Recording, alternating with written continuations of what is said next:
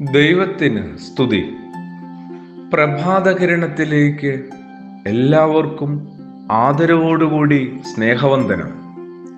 ഇന്ന് നവംബർ മാസം 10-ാം തീയതി 315-ാമത്തെ ദിവസത്തിലെത്തി. മറ്റാരുമല്ലായിരുന്നു പ്രവാചകന്റെ കാതില് ഇങ്ങനെ മന്ത്രിച്ചത്, ദൈവം തന്നെയായിരുന്നു. മനുഷ്യൻ കാണുന്നതല്ല ഞാൻ കാണുന്നത്. മനുഷ്യൻ ബാഹ്യരൂപത്തിൽ ശ്രദ്ധിക്കുന്നു, ഞാനാവട്ടെ ഹൃദയഭാവത്തിലും. വെളിപ്പെട്ട് കിട്ടിയ ദൈവത്തിൻ്റെ മനസ്സ് ശമൂവേൽ പ്രവാചകനെ ആകെ അമ്പരപ്പെടുത്തിയിട്ടുണ്ടാവും. മുമ്പിൽ നിൽക്കുന്ന ജെസയുടെ പുത്രന് എന്താണ് കുഴപ്പം?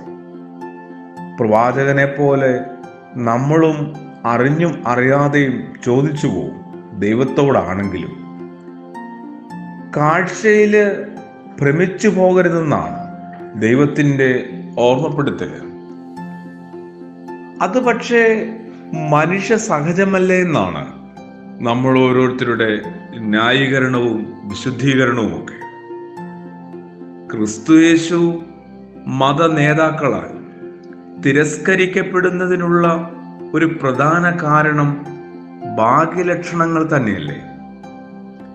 നസറത്തിൽ നിന്നെന്തെങ്കിലും നന്മയുണ്ടാകുമോ എന്ന ആദ്യ ചോദ്യത്തിൽ പോലും യേശുവിൻ്റെ ദേശത്തെക്കുറിച്ചുള്ള പരിഹാസമുണ്ട്.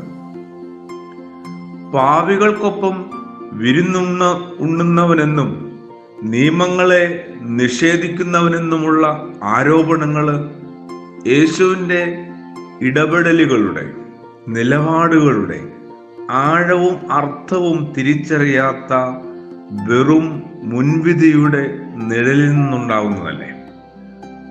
എന്തായാലും ഇത്തരം പരിമിത നോട്ടങ്ങൾക്കൊടുവിൽ പരീശന്മാരും നേതാക്കന്മാരുമൊക്കെ യേശുവില് ഇടറിപ്പോവുകയാണ്. യേശുവിൻ്റെ വരവിന് വേണ്ടി കാത്തിരുന്നവരുടെ അളവുകൾക്ക് ചേരുന്നതായിരുന്നില്ല യേശുവിൻ്റെ രൂപഭാവങ്ങൾ, നിലപാടുകൾ. അവൻ്റെ പ്രവൃത്തികൾ അവനെ വ്യക്തമായി ക്രിസ്തു എന്ന് വെളിപ്പെടുത്തി കൊടുത്തിട്ടും ആ സമൂഹ മത നേതൃത്വത്തിന് യേശുവിനെ മനസ്സിലാക്കുവാൻ ഒരിക്കലും കഴിയാതെ പോയതും അതുകൊണ്ടാണ്. വിക്ടർ ഹ്യൂഗോയുടെ വിശ്വപ്രസിദ്ധമായൊരു നോവലില്ലേ, നേത്രധാമിലെ കൂനൻ എന്ന പേരില്? എന്തൊരു മനോഹരമായ പുസ്തകമാണ്. അതിലെ കൂനനായ ക്വാസിമാദോയെ പോലെയാണ് യാഥാർത്ഥ്യങ്ങൾ പലപ്പോഴും. കഥയുടെ ആരംഭത്തില് ഭയാനക സത്വമെന്നും രാക്ഷസനെന്നുമൊക്കെ കാണപ്പെടുന്ന അയാളുടെ ഉള്ളിലെ നന്മയും വിശ്വസ്തതയുമൊക്കെ എത്ര പതുക്കെയാണ് വായനക്കാർക്ക് വെളിപ്പെട്ട് കിട്ടുന്നത്.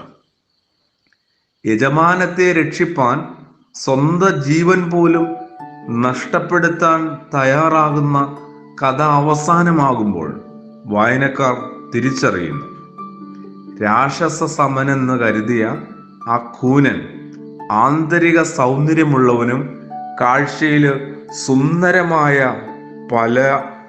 പലരും, അതായത് അവൻ കാഴ്ചയില് സൗന്ദര്യമുള്ളവനാകുമ്പോൾ കാഴ്ചയിൽ സുന്ദരരായ പലരും തീരെ അഴകില്ലാത്തവരുമായി മാറുന്നല്ലോ എന്ന്.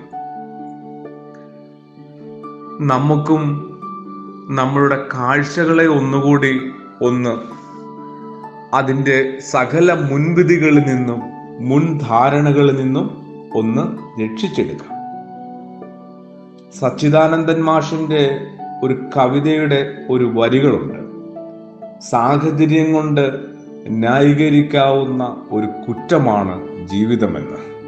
സാഹചര്യം കൊണ്ട് ന്യായീകരിക്കാവുന്ന ഒരു കുറ്റമാണ് ജീവിതമെന്നത് തിരുത്തുവാനായിട്ട് ആ കവി സച്ചിദാനന്ദൻ മാഷ് നമ്മളെ ഓർമ്മപ്പെടുത്തുന്നുണ്ട്. പ്രാർത്ഥനയോടുകൂടി ആമേൻ.